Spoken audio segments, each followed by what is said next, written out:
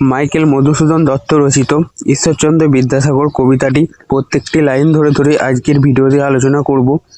তো তোমরা ভিডিওটি স্কিপ না করে পুরো ভিডিওটি দেখতে থাকো। চলো, এই কবিতাটি মূলত একটি চতুর্দশপদী কবিতা বা সনেট।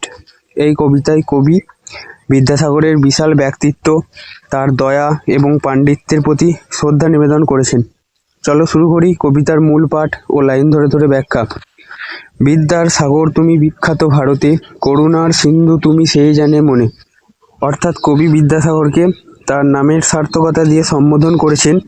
তিনি যেমন জ্ঞানের দিক থেকে সাগর, অকুল জ্ঞান, তেমনি দয়া ও করুণার দিক থেকে সিন্ধু বা সমুদ্র।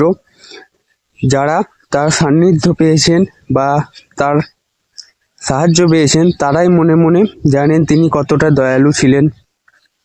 দিন যে দিনের বন্ধু উজ্জ্বল জগতে, হিমাদ্রির হেম ক্লান্তি অম্লান কিরণে। মানে যারা দরিদ্র বা অসহায় দিন, বিদ্যাসাগর তাদের প্রকৃত বন্ধু। পৃথিবীতে তার মহিমা হেমাদ্রি অর্থাৎ হিমালয় পর্বতের মতো অটল। সূর্যের সোনালি আলোর মতো তার চারিত্রিক উজ্জ্বলতা কখনো ম্লান হয় না।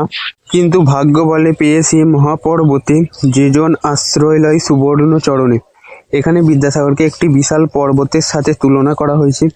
কবি বলেছেন, কেউ যদি ভাগ্যের জোরে এই মহান মানুষের মহাপর্বত স্বর্ণতুল্য চরণে আশ্রয় পায় তবে তার জীবন ধন্য হয়ে যায়। সেই জানে কত গুণ ধরে কত মতে, গিরিশ কি সেবা তার সে সুখ সদনে। অর্থাৎ যে আশ্রিত সেই অনুভব করতে পারে এই গিরিশ অর্থাৎ পর্বত শ্রেষ্ঠ বিদ্যাসাগর কত গুণের অধিকারী। তার আশ্রয়ে থাকা মানে এক পরম সুখের ঘরে অর্থাৎ সুখ সদন থাকা, যেখানে তিনি প্রীতি স্নেহে সকলকে আগলে রাখেন। এরপর পরের অংশটিতে কবি বিদ্যাসাগরের দানশীলতাকে প্রকৃতির বিভিন্ন উপাদানের সাথে তুলনা করেছেন। দানে বাড়ি নদীরূপ বিমলা কিঙ্করী। অর্থাৎ বিদ্যাসাগরের দান করার ক্ষমতা যেন একটি নির্মল নদীর মতো, যা অবিরত জল সাহায্য বিলিয়ে যাচ্ছে। যোগায় অমৃত ফল পরম আদরে, দীর্ঘশিরা তরু দল দাসরূপ ধরি।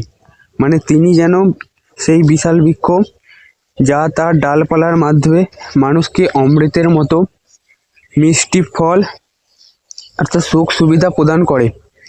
পরিমলে ফুল কুল 10 দিশ ভরে। মানে ফুলের সুবাস যেমন চারিদিকে ভরিয়ে দেয়, তার সুকীর্তি এবং চারিত্রিক মাধুর্য তেমনই 10 দিকে ছড়িয়ে আছে। দিবসে শীতল শাসী ছায়া বনেশ্বরী, নিশা সুশান্ত নিদ্রা ক্লান্তি দূর করে। অর্থাৎ দিনের বেলা তিনি ক্লান্ত মানুষের কাছে শীতল ছায়ার মতো আরামদায়ক, আর রাতে তিনি যেন এক প্রশান্ত ঘুম যা মানুষের সমস্ত ক্লান্তি ও দুঃখ ভুলিয়ে দেয়। এই ছিল আজকের কবিতার সম্পূর্ণ লাইন ধরে ধরে আলোচনা।